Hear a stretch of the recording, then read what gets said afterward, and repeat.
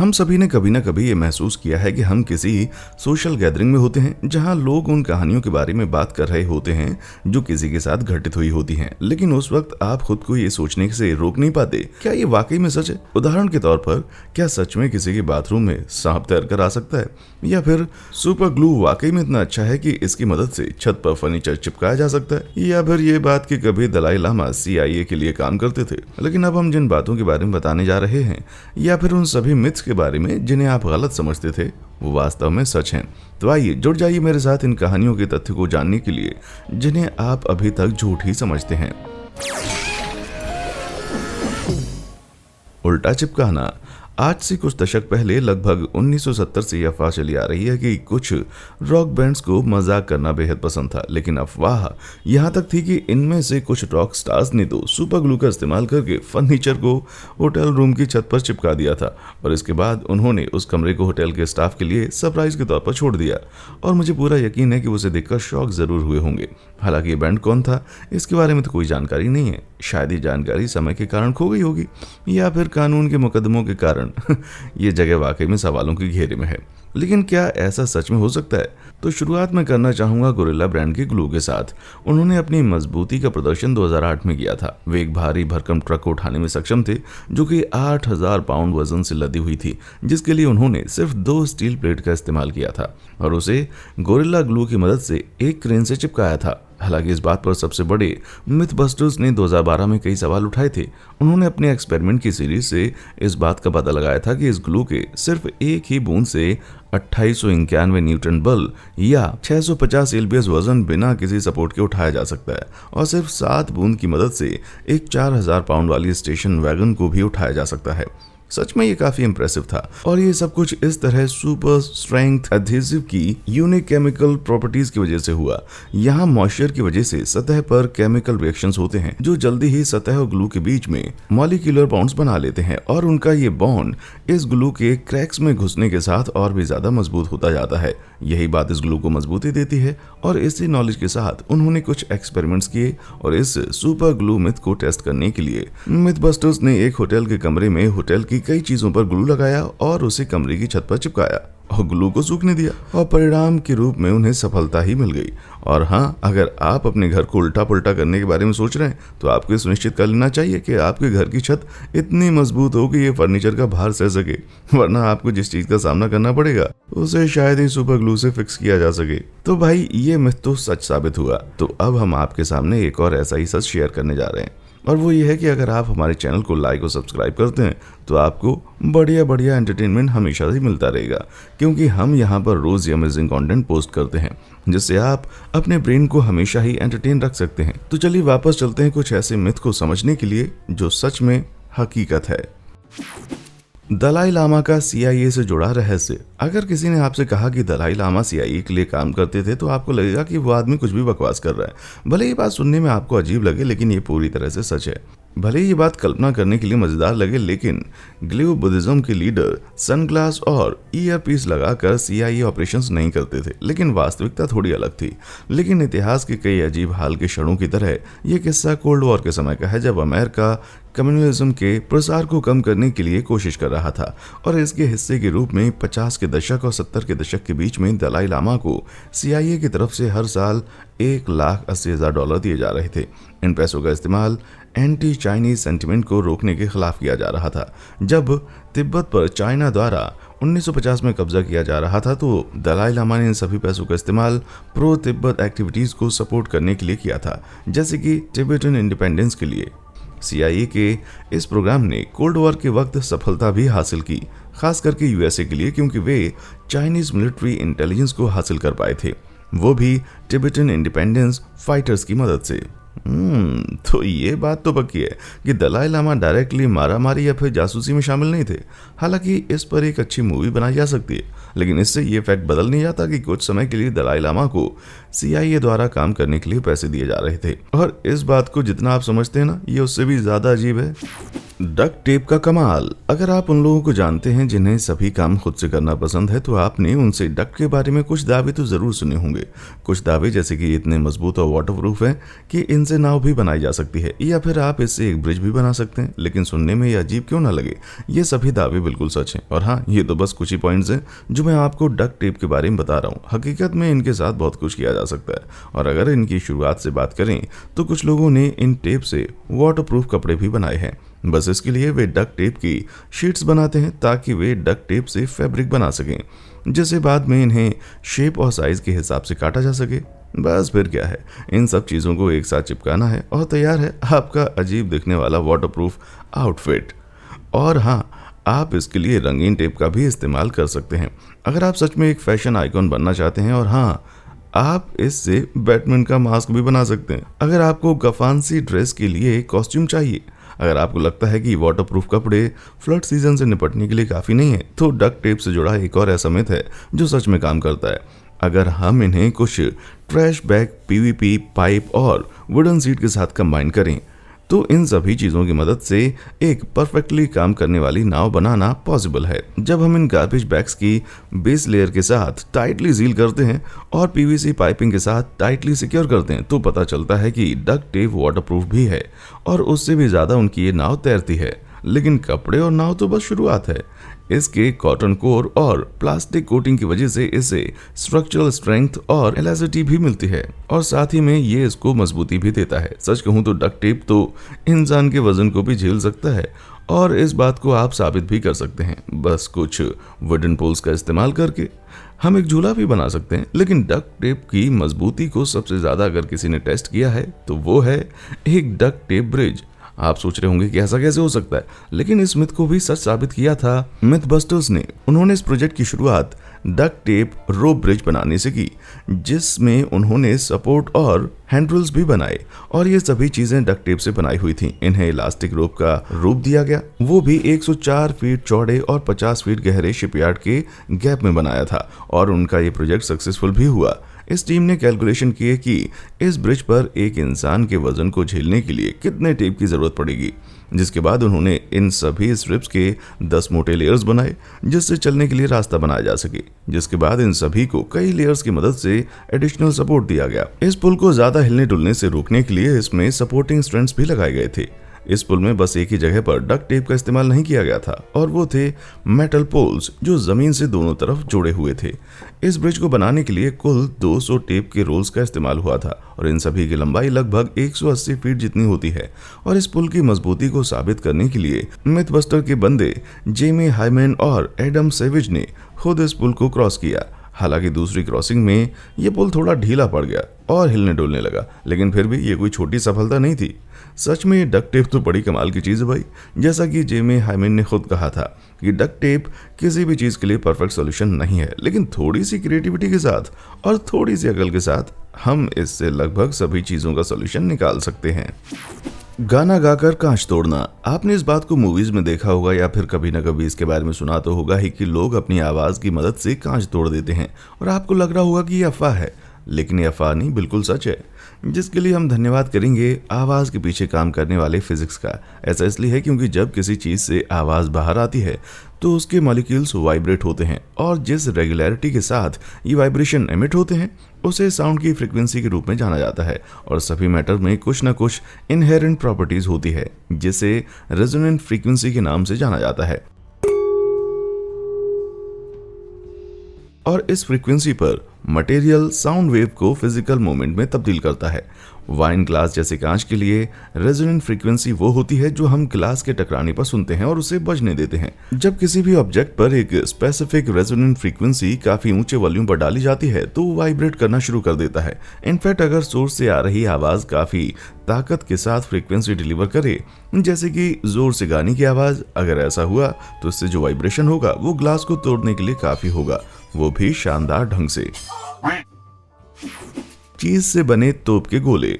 1865 में ब्राजील और उरुग्वे के बीच युद्ध चल रहा था जिसने कई सालों तक लोगों के बीच में एक कहानी को मशहूर रखा जिसे लोग लंबे समय तक मिथ ही समझ रहे थे।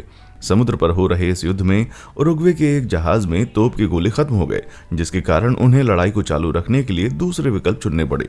इसलिए उन्होंने शिप पर मौजूद चीज के कुछ बासी व्हील्स रख लिए और उन्हें तोप में भरकर फायरिंग की। इस कहानी के हिसाब से इस चीज का आकार बदला नहीं और एक चीज व्हील ने दुश्मन की नाव की मेन मेन सेल को फाड़ कर रख दिया, जिसके कारण अब ये नाव तैर नहीं पा रही थी। सुनने में ये काफी अजीब लग रहा है ना। हालांकि इस कहानी की भी जांच मिथबस्टर्स ने 2009 में शुरू कर दी। क्रू ने कई तरह की चीज को ट्राई किया ताकि वे उसकी हार्डनेस को टेस्ट कर सकें।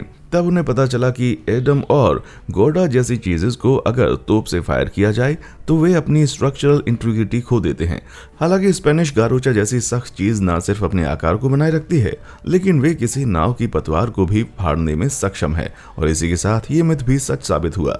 लेकिन इससे एक सवाल तो उठता ही है, और वो ये है कि कहीं चीज मेकर ही तो उस वक्त के समुद्र के पायरेट्स नहीं थे।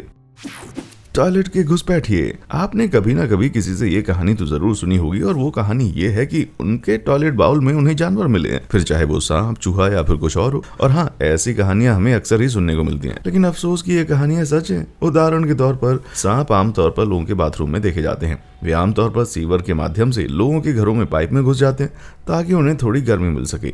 कभी कभी तो खाने की खुशबू भी उन्हें आकर्षित करती है।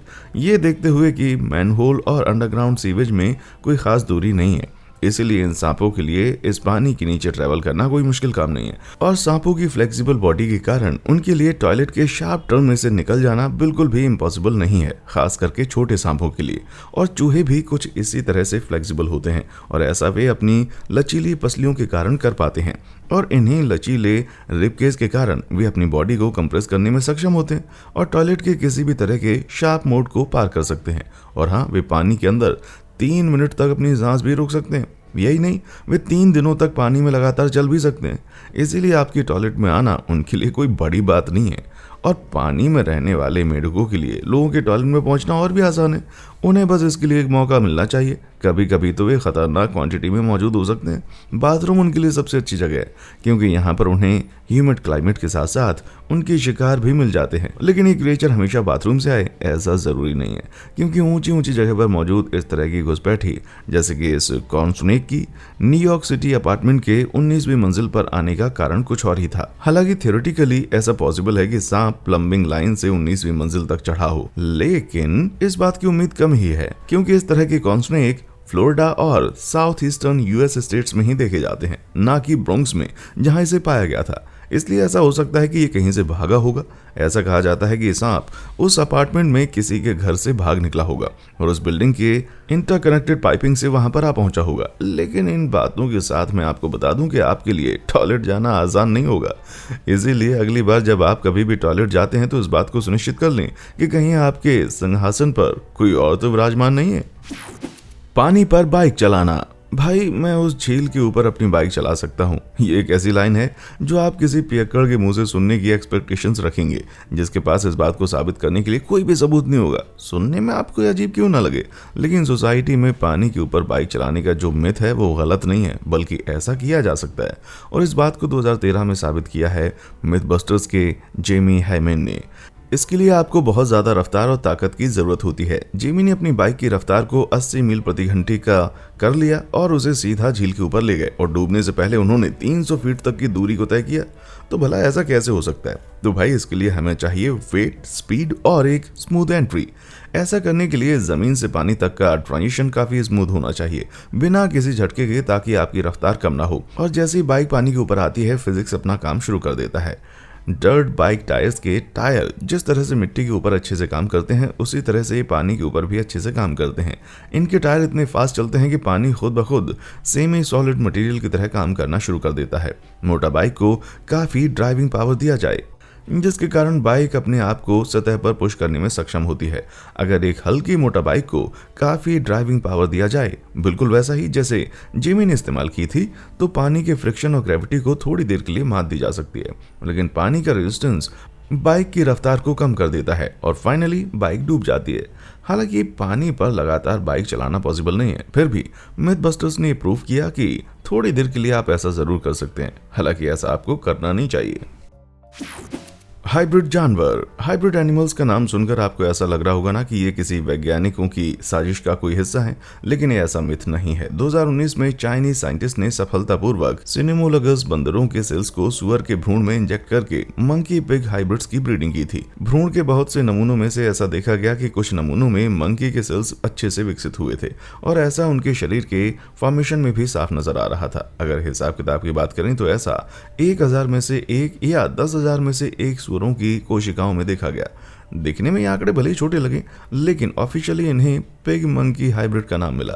हालांकि ये हाइब्रिड दिखने में ज्यादा एलियन या फिर किसी साई-फाई फिक्शन जैसे नहीं लग रहे थे, जैसा कि आप सोच रहे होंगे, लेकिन फिर भी वैज्ञानिकों द्वारा लिया गया ये निर्णय बहुत ही बड़ा और भविष्य की एक झलक दिखाता है। इस तरह के रिसर्च का उद्देश्य वास्तव में जानवरों का प्रजनन करना है, जो विभिन्न प्रजातियों के पूरे अंगों को अपने शरीर के अंदर विकसित कर सके, क्योंकि वैज्ञानिकों का मानना है कि ऐसा करने से वे इस बात का पता लगा सकेंगे कि कैसे वे इंसानों के अंग जानवर के अंदर विकसित कर सकते हैं, ताकि वे ट्रांसप्लांट के दौरान ऑर्गन डोनर की कमी को कम कर सकें। क्या ये एक अच्छी बात है, या फिर इंसान भगवान बनने की कोशिश कर रहा है? नीचे कमेंट करके बताएं।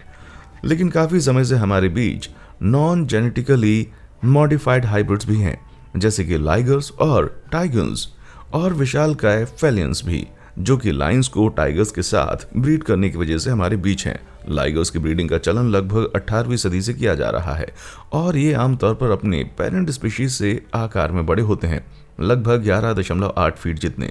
और हाँ, हमारे बीच ग्रोलर बेयर्स तो हैं ही, या फिर पिजली बेयर्स, जो ग्रिजली बेयर और पोलर बेयर के बीच ब्रीडिंग करने के कारण हमें देखने को मिलते हैं। मैं आपको विश्वास दिलाता हूं कि दिखने में क्यों ना ये फोटोशॉप का कमाल दिखता हो, लेकिन वास्तव में पिजलीज होते हैं। हालांकि इनकी ब्रीडिंग काफी ट्रिकी होती है और उन्हें जंगल में देख पाना तो और भी ज्यादा दुर्लभ है। और ऐसा नहीं है कि इस धरती पर लाइगर्स और पिजलीज जैसा ही हाइब्रिड ब्रीड्स है। हमारे बीच जोर्सेस या जेब्रा हॉर्सेस हैं, या फिर कोट शीप हैं, यहाँ तक कि हमारे बीच कैम्स या कैमल लेम्स भी हैं। ये तो बस कुछ उदाहरण है, लेकिन इस तरह के एनिमल ब्रीडिंग में बढ़ावा देखकर मुझे तो ऐसा लगता है जैसे कि प्राचीन काल में दिखाए गए मॉन्स्टर्स भविष्य की भविष्यवाणी है। पत्थर और लॉन मूवर्स। 2009 में चौथी फाइनल डेस्टिनेशन मूवी के रिलीज होने के बाद उस मूवी में दिखाए गए एक सीन के कारण लोगों के बीच बैकयार्ड से जुड़े खतरे की अफवाह बढ़ गई थी। जो मिथ सबके सामने आया था वो ये था कि अगर ठीक से मूवर का इस्तेमाल किया जाए तो उसकी लगातार घूमने वाली ब्लेड के कारण पत्थर बिल्कुल ब्लेड की स्पीड से उड़ सकते हैं।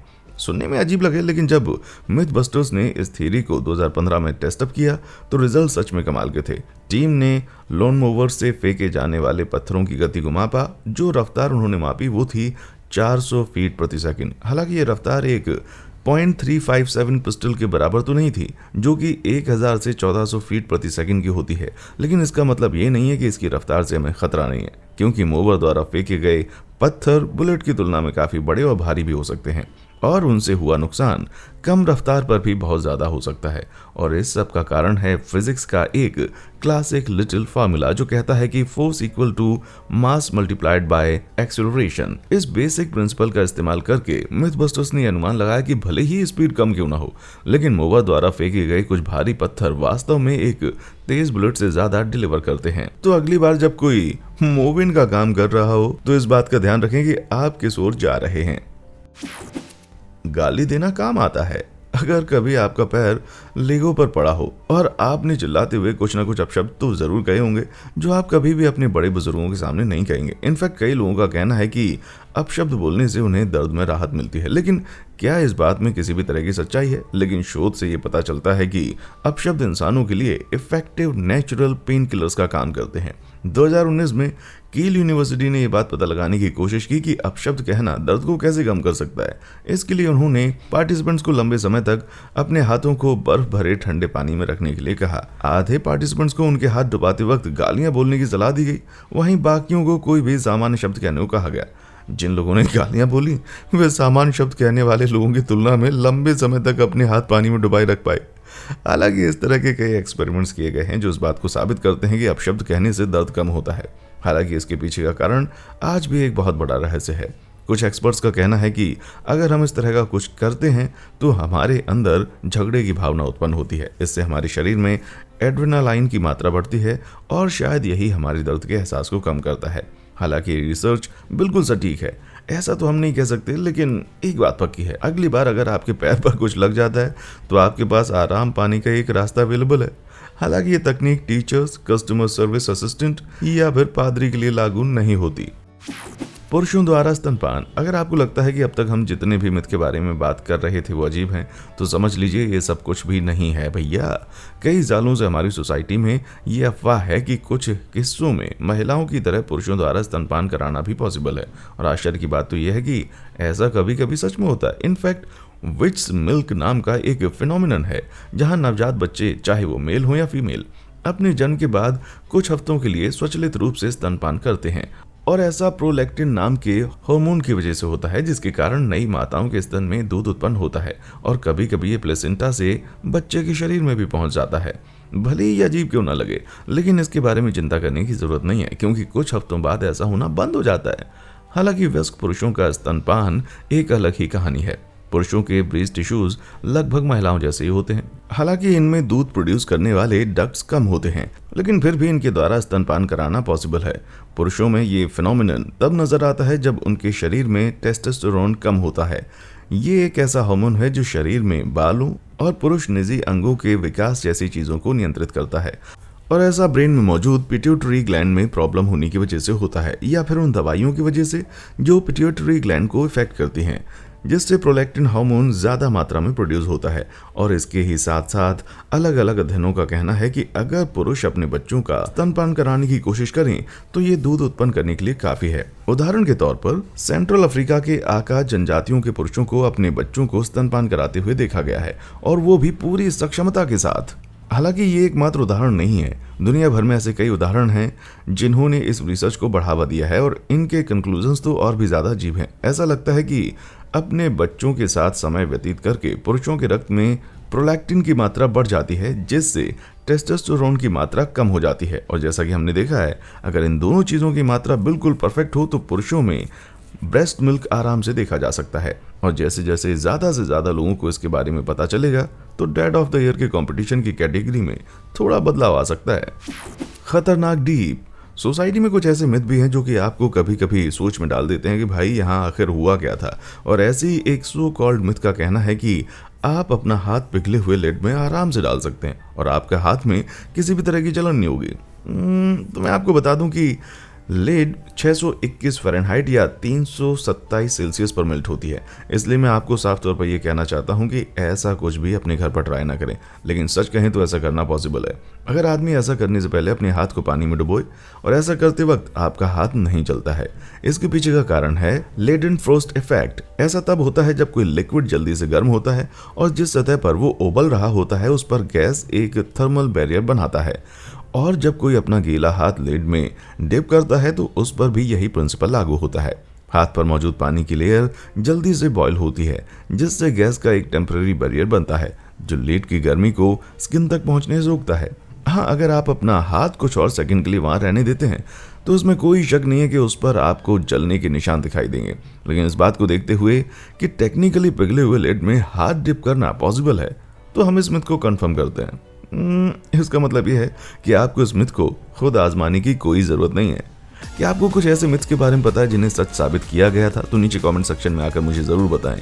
मुझे wowfacts@bms.com पर मेल भी कर सकते हैं। देखने के लिए शुक्रिया।